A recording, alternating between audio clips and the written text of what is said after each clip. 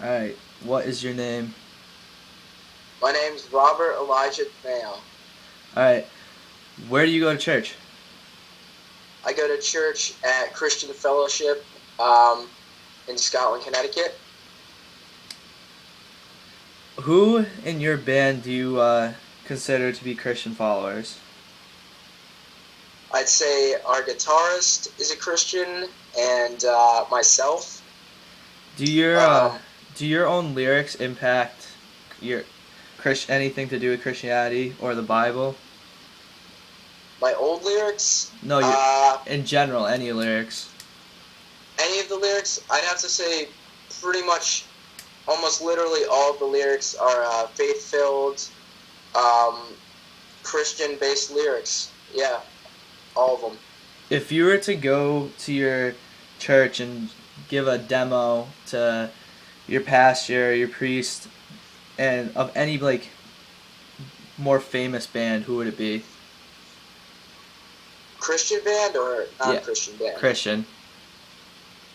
I'd probably I'd probably want to show him either The Devil Wears Prada or Confide, because their lyrics really just break it down. They are a little bit softer than other Christian bands like Impending Doom, um, and I feel like even people that don't necessarily like screaming or like metal can listen to The Devil Wears Prada or listen to Confide and find something that they do like and can take away from that. So I'd probably show them The Devil Wears Prada or Confide. A big thing that my teacher wanted me to get to you and ask like during my conversation with you is screaming. A lot of people think is like the way of like the devil. They think it's like satanic. As a screamer, I am one too. Do you think that's truthful?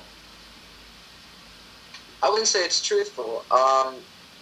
That's like saying any kind of function in your body is of the devil.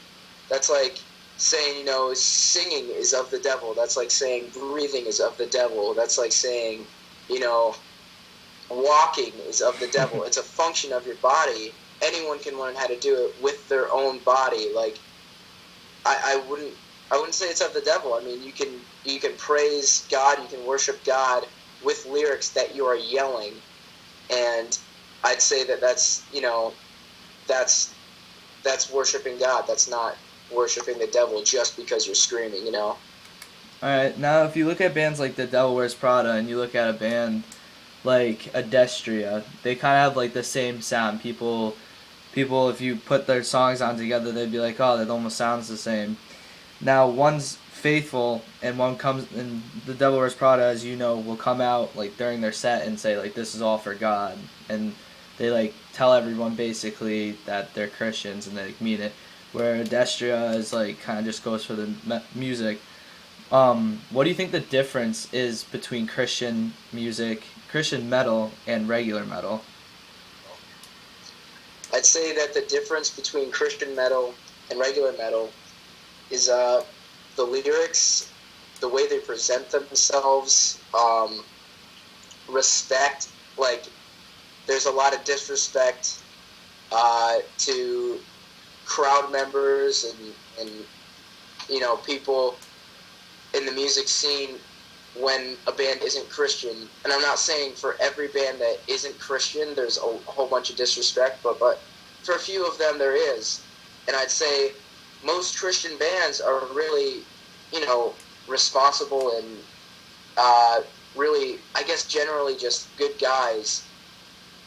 They don't cuss, they don't drink, they don't smoke. You know what I mean? Like it's all about your values, and I think that's what separates Christian metal from regular metal is the values and the lyrics.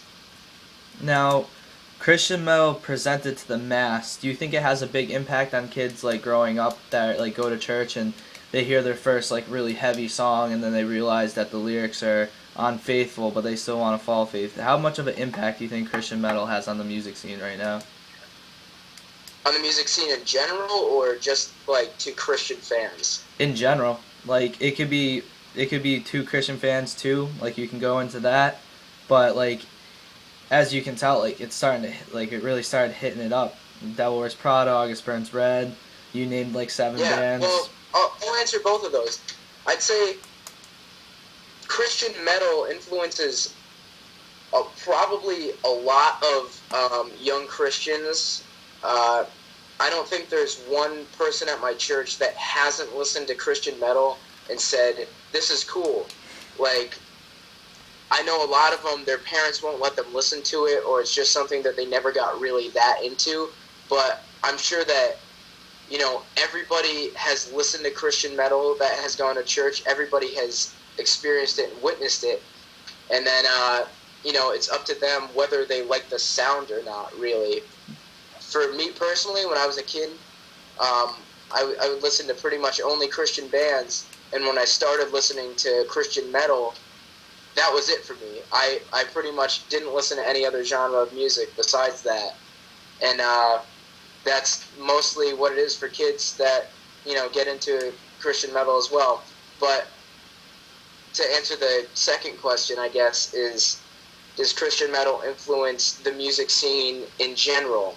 I would say, yeah, definitely. August Burns Red is huge. The Devil Wears Prada is huge. Confide was huge. Under Oath is huge. Those are all Christian bands. There's more of them, too. There's so many more Christian bands out there that people follow, even though it's not what they believe. I would have to say that Christian metal has definitely influenced the secular music scene and the metal music scene as a whole. You know, all those bands are huge, not just to a Christian crowd, it's to everyone. All right. I was gonna ask, like, the darker side of metal. Like, as you know, in our music scene in general, we have bands like Burning Beneath, and like they're rad guys, and we can get along with them. But the lyrics that they say, would you ever promote something like that? Would I promote those type of lyrics? I wouldn't say I would. You know, I can't say I would at all. I disagree with that. I'm not gonna, you know, go off and go on a rant about how that's wrong and everything, because to each his own. A guy can sing about what he wants. That's what music is to express yourself. And if he wants to go and say that, you know, go burn your church or whatever, you know, I mean, I'm not sure if that's their lyrics, but if you want to say something bad, you can say it. I mean, it's going to kind of offend me and turn me off on your band. Like, I'm not going to like your band that much, but it's you know, I wouldn't myself promote those type of lyrics and that kind of attitude as a band, like, even if I wasn't a Christian. All right. Here's another, this is an important question I forgot to ask you, but do you believe that bands now, like, starting up, will say that they're Christians just so they can get it bigger in the music scene? Because as me and you both know, like I said earlier, the Christian music scene's kind of been like going on an upward shoot. There's a lot of bands that you're getting signed to like record companies that have like Siberian Rise, all them. Do you think that some bands are trying to use this to get signed? I'd say yeah. I'd say bands. I think a few bands here and there have tried to cash in on the whole Christian metal getting popular in the secular scene.